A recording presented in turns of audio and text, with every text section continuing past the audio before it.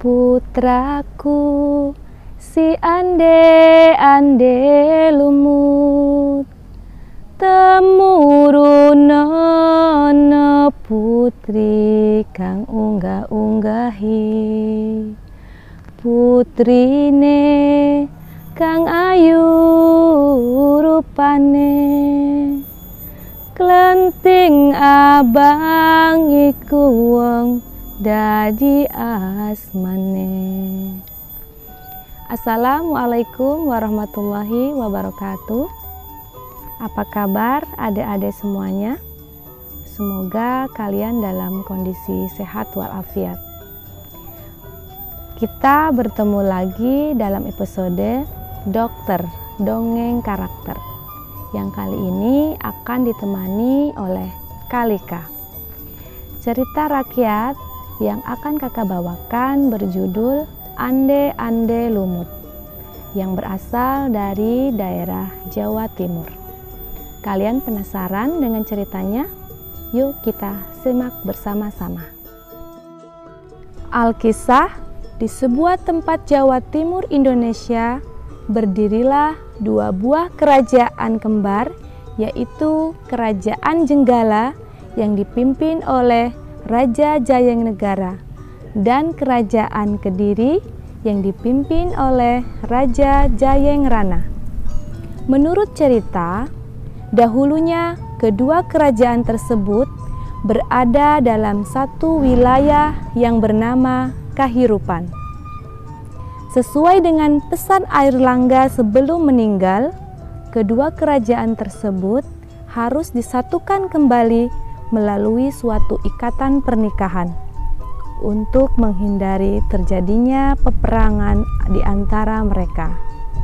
Akhirnya, Panji Asmarabangun, putra dari Jayanegara, dinikahkan dengan Dewi Sekartaji, putri dari Jayengrana. Pada suatu ketika, Kerajaan Jenggala tiba-tiba diserang oleh kerajaan musuh. Di saat pertempuran sengit berlangsung, putri Dewi Sekartaji melarikan diri dan bersembunyi ke sebuah desa yang jauh dari Jenggala. Untuk menjaga keselamatan jiwanya, ia menyamar sebagai gadis kampung dan mengabdi kepada seorang janda yang kaya raya yang bernama Nyai Intan. Nyai Intan mempunyai 3 orang putri yang cantik dan juga genit. Mereka adalah Klenting Abang, Klenting Ijo, dan Klenting Biru. Oleh Nyai Intan, Dewi Sekartaji diangkat menjadi anak dan diberi nama Klenting Kuning.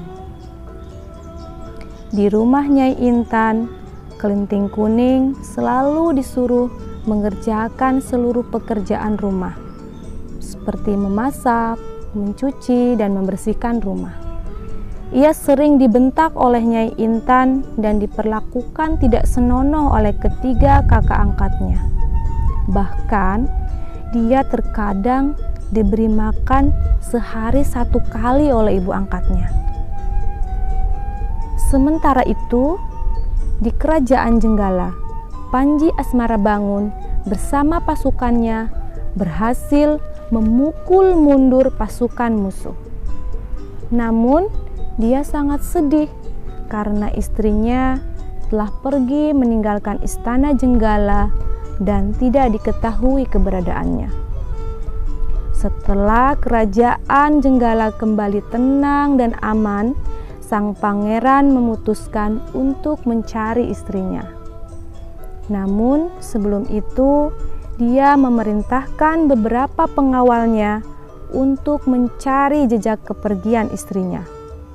Suatu sore, ketika dia sedang duduk di pendopo istana, datanglah seorang pengawal untuk menyampaikan laporan.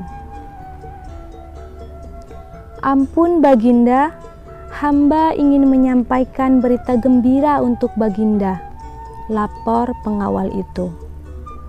"Apakah kamu telah mengetahui keberadaan istriku?" Tanya Panji Asmara Bangun dengan tidak sabar. Ampun Baginda, hamba hanya menemukan seorang gadis yang mirip dengan istri Baginda di sebuah dusun. Namun, hamba belum yakin dia itu istri Baginda, karena dia hanya seorang gadis kampung yang bekerja sebagai pembantu pada seorang janda kaya, jelas pengawal itu. Mendengar laporan itu, sang pangeran pun memutuskan untuk menyamar menjadi seorang pangeran tampan yang sedang mencari jodoh. Keesokan harinya, berangkatlah ia bersama dengan beberapa orang pengawalnya ke desa Dadapan yang berada di dekat Sungai Bengawan Solo, Lamongan. Desa itu berseberangan dengan desa tempat tinggal Klenting Kuning. Di desa itu, Panji Asmara Bangun menyamar dengan nama Ande Ande Lumut dan tinggal di rumah seorang janda tua yang bernama Mbok Randa.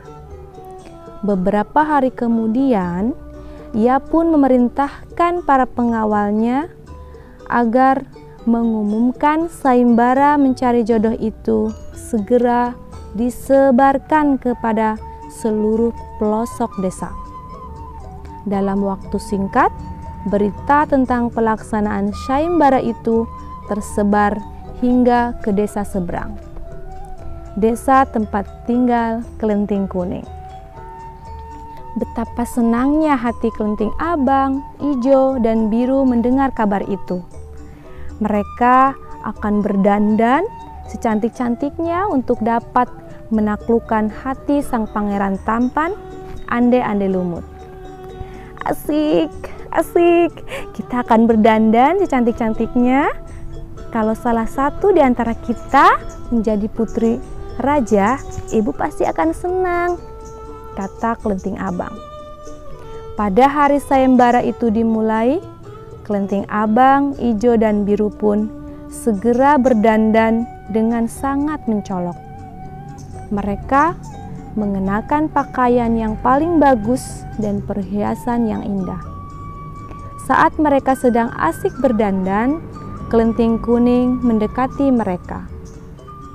"Wah, kalian cantik sekali," puji Klenting Kuning. "Hei Klenting Kuning, apakah kamu ingin mengikuti sayembara juga?" tanya Klenting Abang. "Ah, tidak mungkin. Bajumu kan jelek. Apakah kamu mau ikut sayembara dengan baju seperti itu?" sahut Klenting Ijo dengan mencela. "Benar, kamu tidak pantas ikut sayembara ini. Lebih baik kamu di rumah mengurus semua pekerjaanmu. Ayo, pergilah ke sungai mencuci semua pakaian kotor itu," seru Klenting Biru sambil menunjuk ke pakaian ganti mereka yang sudah kotor. Klenting Kuning segera mengumpulkan pakaian kotor itu lalu pergi ke sungai. Sebenarnya ia pun tidak tertarik untuk mengikuti sayembara itu karena ia masih teringat kepada suaminya, Panji Asmara Bangun. Ia akan selalu setia kepada suaminya meskipun belum mendengar kabar tentang keadaannya, apakah masih hidup atau sudah tewas di dalam peperangan. Ketika dia sedang mencuci di sungai, tiba-tiba seekor burung bangau datang menghampirinya. Anehnya, burung bangau itu dapat berbicara layaknya manusia dan kedua kakinya mencengkram sebuah cambuk.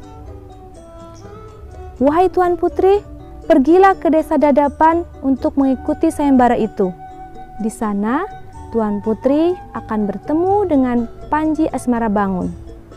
Bawalah cambuk ini. Jika sewaktu-waktu Tuan Putri membutuhkan pertolongan, Tuan Putri boleh menggunakannya," ujar sang burung bangau seraya meletakkan cambuk itu di atas batu dekat Kelinting Kuning. Belum sempat Kelinting Kuning berkata apa-apa, burung bangau itu sudah terbang ke angkasa dan seketika itu pula menghilang dari pandangan mata. Tanpa berpikir panjang lagi, Kelinting Kuning pun segera kembali ke rumah dan bersiap-siap berangkat menuju desa Dadapan. Sementara itu, ketika saudara dan ibu angkatnya telah berangkat terlebih dahulu. Kini mereka telah sampai di tepi sungai Bengawan Solo. Mereka kebingungan karena harus menyeberangi sungai yang luas dan juga dalam. Sementara tak satu pun perahu yang tampak di tepi sungai. "Bu, bagaimana caranya kita menyeberangi sungai ini?" tanya Kelinting Ijo kebingungan. "Iya Bu, apa yang harus kita lakukan?" tambah Kelinting Biru. "Hai, coba lihat, makhluk apa itu?" seru Kelinting Abang. Betapa terkejutnya Nyai Intan dan ketiga putrinya ketika mengetahui bahwa makhluk itu adalah seekor kepiting raksasa yang sedang terapung di atas permukaan air. Menurut cerita, kepiting raksasa yang bernama Yuyu Kangkang itu adalah utusan Ande-Ande Lumut untuk penguji para peserta sayembara yang melewati sungai itu. "Hai kepiting, maukah kamu membantu kami menyeberangi sungai ini?" pinta Kelinting Abang. Yuyu Kangkang tertawa lebar. "Hahaha, aku akan membantu kalian, tapi kalian harus memenuhi satu syarat," ujar Yuyu Kangkang. "Apakah syaratmu itu, hai kepiting raksasa? Katakanlah." "Apapun syaratmu, kami akan memenuhinya, asalkan kami dapat menyeberangi sungai itu," desak Kelinting Ijo. "Kalian harus menciumku terlebih dahulu sebelum aku mengantar kalian ke seberang sungai," kata Yuyu Kangkang. Akhirnya Kelinting Abang dan kedua adiknya menerima persyaratan Yuyu Kangkang. Satu persatu mereka mencium si Yuyu Kangkang. Setelah itu, Yuyu Kangkang pun mengantar mereka ke seberang sungai. Selang beberapa saat kemudian, Kelinting Kuning juga tiba di tepi sungai. Ketika Yuyu Kangkang mengajukan persyaratan yang sama, yaitu meminta imbalan ciuman, Kelinting Kuning menolaknya. Ia tidak ingin mengkhianati suaminya. Meski ia tidak mau memenuhi syarat itu, dia tetap memaksa si Yuyu Kangkang untuk membantunya menyeberangi sungai. Berkali-kali Kelinting Kuning memohon, namun kepiting raksasa itu tetap menolak, kecuali Kelinting Kuning mau memenuhi syarat itu.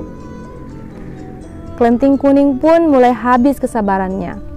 Dia segera memukulkan cambuknya ke sungai, dan seketika itu pula air sungai Bengawan Solo menjadi surut. Melihat hal itu, Yuyu Kangkang menjadi ketakutan dan segera menyeberangkan Kelinting Kuning, dan bahkan sekaligus mengantarkannya hingga sampai di desa Dadapan. Setibanya di rumah, Kelinting Kuning bertemu dengan ketiga saudara dan ibu angkatnya. Tak berapa lama kemudian, sayembara pun dimulai. Secara bergiliran, Kelinting Abang dan kedua adiknya menunjukkan kecantikan dan kemolekan tubuhnya di hadapan Ande-Ande Lumut. Namun, tak seorang pun di antara mereka yang dipilih oleh Ande-Ande Lumut. Melihat hal itu, Nyai Intan pun berlutut memohon kepada Ande-Ande Lumut agar memilih salah satu putrinya untuk dijadikan permaisuri. "Ampun Pangeran, hamba mohon, terimalah salah satu dari ketiga putriku ini. Kurang cantik apalagi mereka dengan dandanan yang sebagus ini," iba Nyai Intan. Ande-Ande Lumut hanya tersenyum. Memang benar, ketiga putri Nyai cantik semua. Tapi aku tetap tidak akan memilih seorang pun dari mereka, kata Ande-Ande Lumut tanpa memberikan alasan. Pengawal, tolong panggilkan gadis yang berbaju kuning itu kemari, seru Ande-Ande Lumut sambil menunjuk ke arah seorang gadis yang duduk paling belakang. Rupanya, gadis yang ditunjuk oleh Ande-Ande Lumut itu adalah Kelenting Kuning. Ketika Kelenting Kuning menghadap kepadanya, pangeran tampan itu bangkit dari singgasananya. Aku memilih gadis ini menjadi permaisuriku, kata Ande-Ande Lumut. Betapa terkejutnya semua orang yang hadir di tempat itu, terutama Nyai Intan dan ketiga putrinya. Ampun pangeran, kenapa pangeran lebih memilih gadis yang tidak terurus itu daripada ketiga putriku yang cantik dan menarik ini? Tanya Nyai Intan ingin tahu. Ande-Ande Lumut kembali tersenyum, lalu berkata, "Wahai Nyai Intan, ketahuilah, aku tidak memilih seorang pun dari putrimu karena mereka bekas yuyu kangkang. Aku memilih gadis ini karena dia lulus ujian, yakni menolak untuk mencium si yuyu kangkang," jelas Ande-Ande Lumut. Mendengar penjelasan itu, Nyai Intan dan ketiga putrinya baru sadar bahwa mereka ditolak oleh Ande-Ande Lumut karena tidak lulus ujian. Sementara itu, Kelenting Kuning masih kebingungan karena belum menemukan suaminya. Namun, setelah Ande-Ande Lumut membongkar penyamarannya bahwa dirinya adalah Panji Asmara Bangun, barulah Kelenting Kuning sadar. Dengan cambuk sakti pemberian si burung bangau, ia segera mengubah dirinya menjadi seorang putri yang cantik jelita. Panji Asmara Bangun baru sadar, ternyata Kelenting Kuning adalah istrinya, Dewi Sekartaji. Akhirnya, sepasang suami istri yang saling mencintai itu bertemu kembali dan hidup bahagia. Sebagai ucapan terima kasih kepada Mbok Randa, Panji Asmara Bangun membawanya serta tinggal di Istana Jenggala. Sementara Nyai Intan dan ketiga putrinya kembali ke desanya dengan perasaan kecewa dan malu. Demikianlah dongeng Ande-Ande Lumut yang dapat kakak bacakan. Kira-kira pesan moral apa yang dapat kita ambil ya? Silakan bisa kalian tulis di kolom komentar. Sampai jumpa di episode dongeng karakter selanjutnya. Terima kasih. Wassalamualaikum warahmatullahi wabarakatuh. Sampai jumpa.